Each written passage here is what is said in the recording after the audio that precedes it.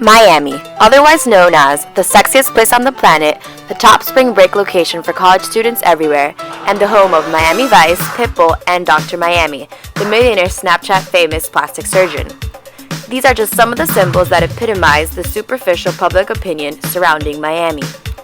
A lot of these exotic images of the culture of Miami reflect the melting pot of different ethnicities from all parts of Latin America and the Caribbean. These different cultures have played a huge role in making it the city it is today and giving it the reputation it holds under the international lens. The new critically acclaimed TV show comedy from CWTV, Jane the Virgin, takes place in the vibrant city of Miami. The show surrounds a typical single-mother Latin household in Miami, with the plot focusing around Jane, the main character, and her virginity. Look at the flower in your hand, Jane. Notice how perfect it is. Now, mija, crumple it up.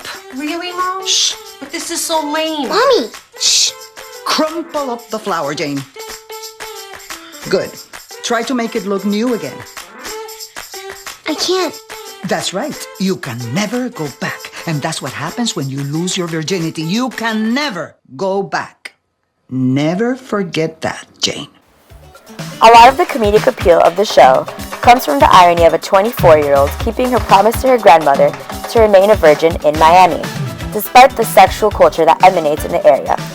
And the best part is that she is actually very strict in doing so, and abides by her crazy Catholic Latin grandmother's antiquated wishes of keeping their house pure.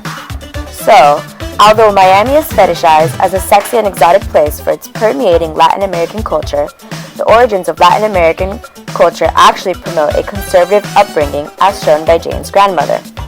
For this reason, Jane the Virgin offers a refreshing and comedic light of a tradition that seemed to be lost in the facade that Miami plays in the media. Jane the Virgin's grandmother is an immigrant from Venezuela, which is one of the greatest and recent immigration influxes in Miami. Latin American culture has strong traditions of Roman Catholic conservatism.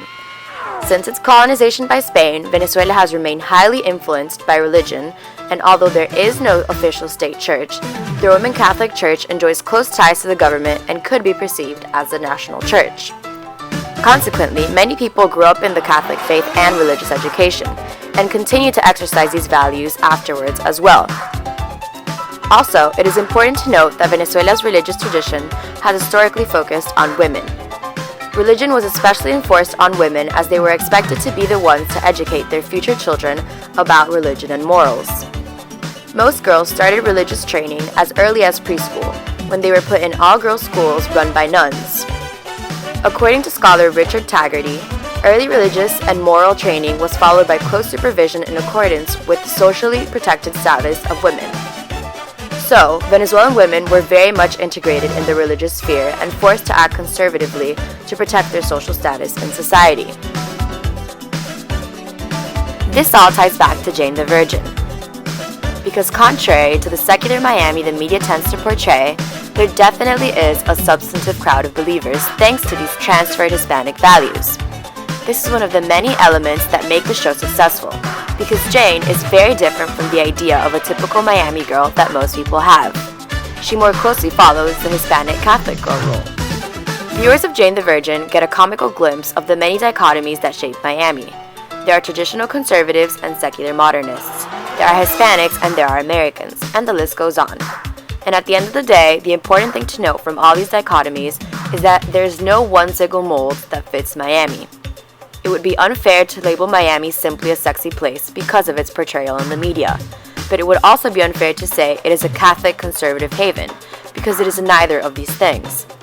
Instead, Miami is a unique mix between the two, and one of the things that makes Miami so special is its ever-changing dynamic, thanks to the ever-changing population of immigrants that are constantly coming in by the boatloads. The mix of all the different cultures Miami has to offer makes it a city like no other.